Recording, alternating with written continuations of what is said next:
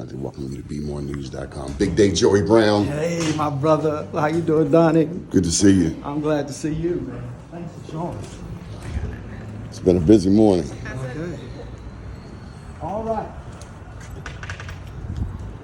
So, as I said, we sit on 2.6 acres here in the middle of Baltimore City.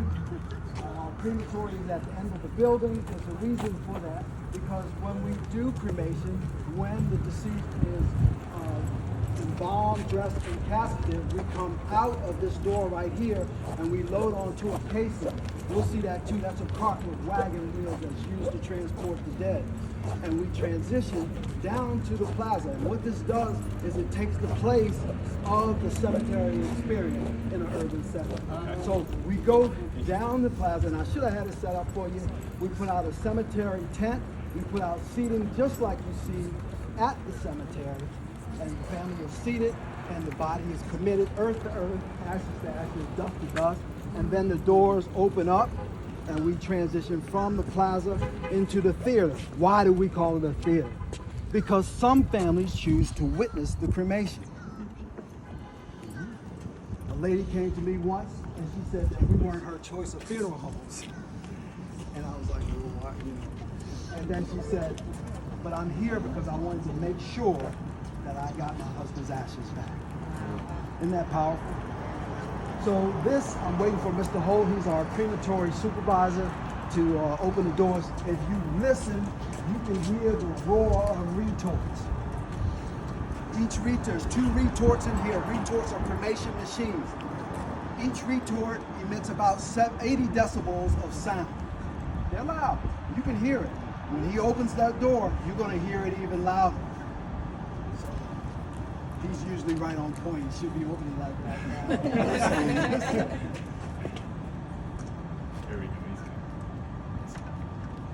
Okay, he's unlocking. So imagine the family is sitting here as a tent. They're seating just like at the cemetery. The preacher is standing here. For as much as it is pleased Almighty God and His wise wisdom to take forth the soul of our deceased brother, therefore, or sister, therefore commit His mind to earth, ashes to ashes, dust to dust, and then the doors open up. The doors open up. There they go. All right, now this is a side that people do not get to see because the regulations say that you are not supposed to be in here on this side, but it feels nice and warm in here, and I invite you. This is Mr. Holt. He is our cremation supervisor, not because I say so. He is recognized by the state of Maryland as a crematory supervisor. Wow. This is the hot side. Each one is dang hot, not dust. Each one of these weighs about 15 tons. Not including the stack. They're so heavy, they vibrate, they create all of that noise. This door weighs 1,000 pounds. This is serious investment. This is a $2.1 million investment right here in the middle of the community before cremation really kind of became popular. And now it is popular. And now we're shifting gears into water cremation. So, with that being said, we walk over. This is a caisson. This is a rental casket. And there's another thing that when we talk about flame-based cremation, if we can use a rental casket, how does that help the environment? Huh? Yeah, well, we use it over and over again. Over and over again. And that is cleaner. And that is greener. The fact that we use propane, that is cleaner. That is greener. The stacks go up to 31 feet. We're on a natural elevation. I didn't have to go up much higher. In some communities, the stack has to go up much higher than it is to get to a certain height based on the air mods, the calculations of emissions. Our NOxes and our SOxes, our greenhouse gases, are below reporting levels. And one of the reasons is because we use propane instead of natural gas. It's more expensive, but it's worth it. All right, so you had a good look around. Most people have not seen this before. It feels good in here. Everybody wants to come in here in the wintertime. Okay, 1,650 degrees. Now, so we're going to go over to the other side that Mr. Holt and I, we call the spa side. Come over here, Mr. Holt. And we call this the spa side. Like I said, all the aesthetics have not been done. This is a new system. It is the only system in the state of Maryland. Okay, let's go over to the other side here. And this is our alkaline hydrolysis system. I'm going to move these panels out of the way so you can get a good look at it and see exactly how it works. So, we place the body inside of this vessel. Here. We introduce chemicals, potassium hydroxide. We also introduce alcohol, ETOH, from biomass. What alcohol does is break down the lipids of the body, which has been a problem with some systems that don't use alcohol. Okay? So we place the body in the vessel moves. This thing is heavy too. I think it's like, it moves like this and the wave goes like this. And in 3 hours, all we have left is calcium phosphate. We neutralize, no, we don't neutralize, but we bring down the pH. In Maryland, it's required that we dispense it to the municipal wastewater system at 12.5 pH. So we bring it down from 14 to 12.5. A little bit of vinegar goes a long way. All right?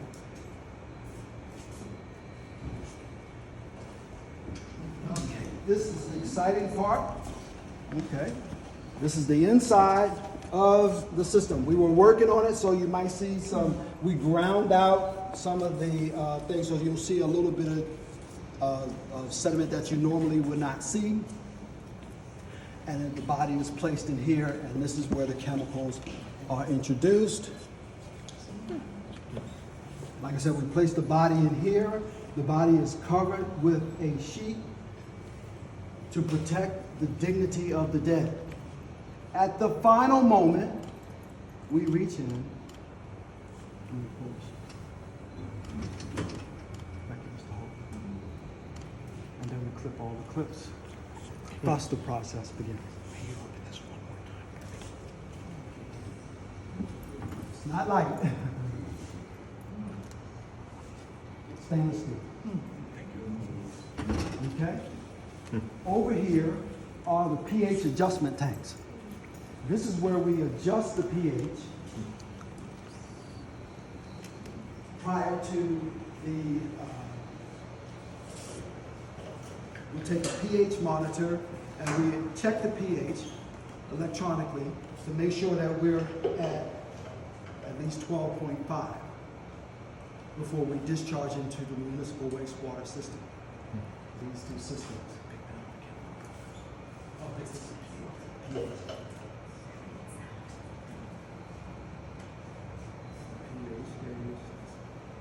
So I know my fellow funeral directors are looking because there are other alkaline hydrolysis systems.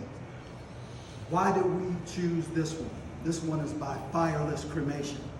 We chose this one because we don't have to use hundreds of gallons of water. All right?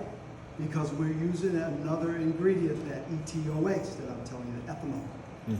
We're using the ethanol. Now, normally, I would have to have a liquor license to use ethanol. We know ethanol, right? It's booze. But we use denatured ethanol. What does that mean? That means that a solvent has been added to it to make it unpalatable. So it cannot be abused. And I don't have to pay liquor tax, which is a wonderful thing. This is going to be expensive starting out. A cremation with alkaline hydrolysis is going to be at $5,000. Whereas a cremation with conventional methods or traditional methods is at $1,700 for anyone who is less than 250 pounds within the Baltimore metropolitan area, which we feel is a very, very good price, especially for the peace of mind that people get from. Now, we also talked about the direct cremation consumer. The direct cremation consumer is not spending all that money anyway. So maybe the $5,000 doesn't seem outrageous. I know some funeral homes that charge $5,000 for conventional cremation or more. Okay, so it's not about cost. Like I said, it will scale. I believe it will scale. If I get to talk to people who are interested, like the people that I'm talking to now, it will scale. And as people choose more and more direct care, direct cremation, death care, it will become more popular. I can envision an alkaline hydrolysis death care facility. Here it is. Awesome. Thank you. Thank This you. is really